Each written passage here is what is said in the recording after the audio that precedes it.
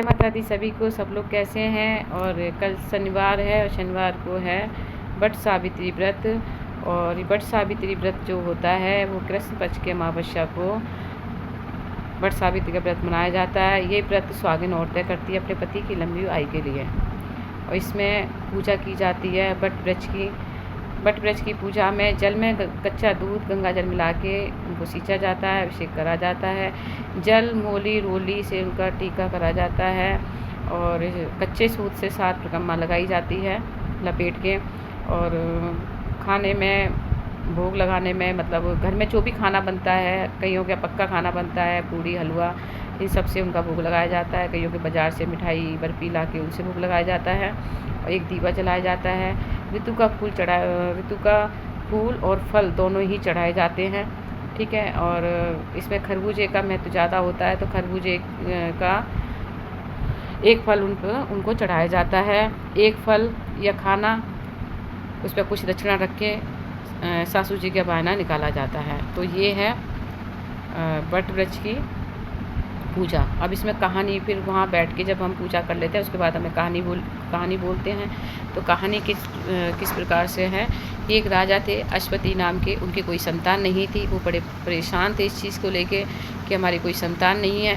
तो एक दिन उनके दरबार में नारद जी आए। जब उन्होंने अपना हाथ दिखाया तो उन्होंने बोला कि अश्वती राजा ने कि देखो हमारे भाग में कोई संतान है या नहीं है। तब नारद जी ने हाथ देखा और बोले कि आपके कोई संतान का योग तो नहीं है, बेटा तो नहीं है, पर एक बेटी का योग जरूर है, लेकिन वो भी 12 वर्ष की आयु में विधवा हो जाएगी। तब ये सुन के राजा को ना तो कोई खुशी हुई और ना कोई गम हुआ कि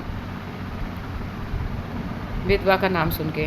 तब राजा ने कहा कि कोई बात नहीं, जो भाग्य में है वो कर्म के द्वारा बदला जा सकता है। ऐसा विश्वास करके राजा ने उसी दिन से काफ़ी पूजा पाठ यज्ञ हवन करना शुरू कर दिए और अपनी रानी से भी कराना शुरू कर दिए। कुछ टाइम के बाद रानी ने एक पुत्री को जन्म दिया। जब उसकी कुंडली दिखाई गई तो राजा को कहीं ना कहीं लगा कि शायद हमारे कर्म के द्वारा भाग्य बदल जाए। तब उनकी कुंडली देखी गई तो कुंडली में भी यही योग आया कि 12 वर्ष की आयु में इनका विधवा का योग है। पुत्री का नाम सावित्री रखा गया। तब राजा ने अपनी आस नहीं छोड़ी और सावित्री को सारे संस्कार पूजा पाठ से जोड़ के रखा। हवन तब सब कुछ मतलब सिखाया, पूजा पाठ कराना सिखाया और वो करती भी थी कि शायद इनका भाग्य बदल जाए। कुछ टाइम के बाद में सावित्री की शादी हो जाती है सत्यवान के साथ में शादी हो जाती है। तो वो एक अच्छी बहू बनती है, अपने शास्त्रों की अच्छी सेवा करती है, खूब पति की सेवा करती है।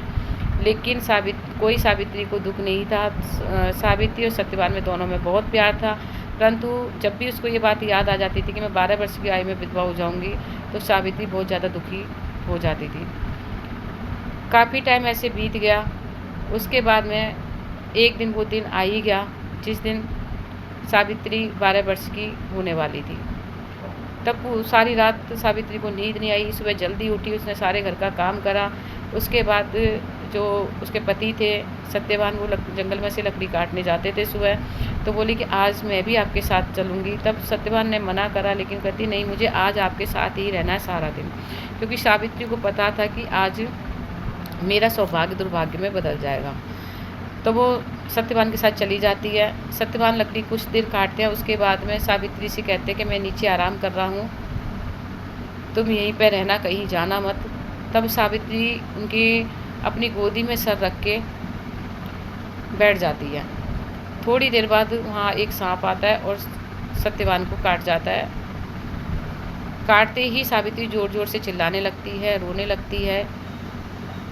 वो इतनी तेज़ रोती है कि वहाँ से शिव पार्वती निकल के जा रहे थे तो उसके पास आते हैं और बोलते हैं कि तुम इतना बेटी क्यों रो रही हो, क्या तुम्हें दुख है। तब सावित्री कहती है कि मेरे कर्म से भी मैं अपना भाग्य को नहीं बदल पाई, क्या भगवान यही विधि है आपकी। तो भगवान कहते हैं कि नहीं, ऐसा तो नहीं होता, कोई बात नहीं, आज जेठ मास की अमावस्या है तो तुम वट के वृक्ष की पूजा करो, तो शायद तुम्हारी मनोकामना पूरी हो जाए, तुम्हारे पति के प्राण बच जाए। तब ये बात सुन के वो खुश हो जाती है सावित्री और जो भी उसको जंगल में सामग्री मिलती है वो इकट्ठा करती है, और जो पेड़ के पत्ते होते हैं उससे उनका गहना बनाती है और वो पहनती है, और विधि विधान से अपना जैसे भी जो सामग्री होती है उससे पूजा करती है। जैसी पूजा के लिए बैठती है तो जो वृक्ष के पत्ते होते हैं तो उसकी जो गहने पहनती है वो हीरे मोती के हो जाते हैं सारे जवाहरात। तब भी उसको खुशी नहीं होती कि जब मेरा दुर्भाग्य ही ऐसा है, जब मेरे पति ही नहीं है तो मैं इन गहनों का क्या करूँगी, उसको कोई खुशी नहीं होती। इतने में यमराज जी आ जाते हैं, उसके पति के प्राण को लेके जाते हैं, तो सावित्री उनके पीछे पीछे चल देती है।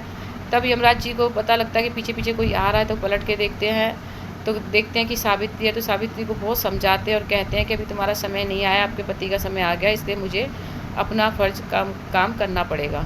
लेकिन सावित्री उनसे हट करती है पति को ना ले जाने की। तब यमराज जी कहते हैं कि ठीक है, मैं तुम्हें 2 वरदान देता हूँ तो तुम वापस चली जाओगी। तब सावित्री कहती है कि हाँ, अगर आप मुझे 2 वरदान दे दोगे तो मैं वापस चली जाऊँगी। तब यमराज जी कहते हैं अच्छा आप मांगो 2 वरदान मैं तुम्हें देता हूँ, क्या चाहिए। तब सावित्री कहती है कि आप ना तो नहीं करोगे। तो यमराज जी कहते हैं कि नहीं, जो मांगोगी वो पाओगी। उसने कहा ठीक है, लेकिन जो चीज़ मैं लेके जा रहा हूँ वो नहीं मांगोगी। उसने कहा ठीक है। उसे 2 वरदान मांगती है। एक वरदान में मांगती है कि मेरे सास ससुर की नेत्र वापस आ जाए, रोशनी आ जाए, और मेरे सास ससुर का राजपाट सब वापस आ जाए। और दूसरे वरदान में मांगती है कि मेरे 100 पुत्र हों, मैं 100 पुत्रों की माँ कहलाऊँ। तब वो वरदान यमराज जी दे देते हैं तथास्तु कह के।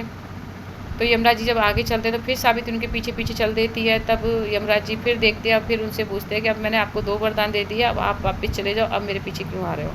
तब सावित्री जी कहती है कि यमराज जी एक बात बताइए, मैं पतिव्रता नारी हूँ, और जब आप मेरे पति को ही लेके जा रहे हैं तो मुझे 100 पुत्र प्राप्त कैसे होंगे। आपने जो मुझे वरदान दिया, या तो आपका वरदान झूठा है या कैसे होंगे, मुझे उसका बताओ।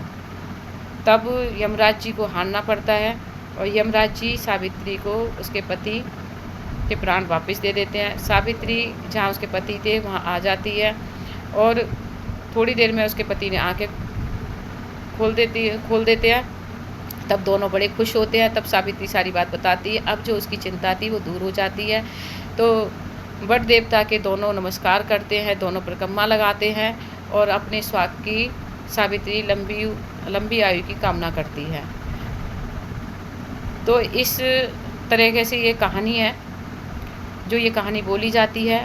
और वट वृक्ष की आयु सबसे ज़्यादा होती है, इसलिए वट वृक्ष की पूजा की जाती है। इसमें वट देवता भी होते हैं। तो सब सुहागन औरतों को करना चाहिए, सबको। जो ये कहानी बोलता है, सुनता है और दूसरों को सुनाता है, उनको भी फल मिलता है। तो मेरी सभी बहनों को वट सावित्री व्रत की बहुत बहुत शुभकामनाएं। कहानी कैसी लगी कमेंट में ज़रूर बताना। चैनल को फॉलो, लाइक, कमेंट ज़रूर करें, जिससे कि मैं छोटे छोटे उपाय बताती हूँ आप तक पहुँचे और आप अपने घर में खुशहाली लेके आएँ। क्योंकि मैं फिर कह रही हूँ कि देखिए, अगर जो भाग्य में हमारे होता है ना, कर्म करने से हम कई बार भाग्य बदल देते हैं। क्योंकि नारी में इतनी शक्ति होती है, वो जिद्दी होती है कि वो भगवान से भी लड़ जाती है।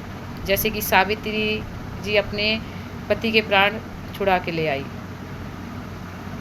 तो इसलिए अपना व्रत, उपवास और जो रीति रिवाज के वो करते रहिए। जय माता दी सभी को।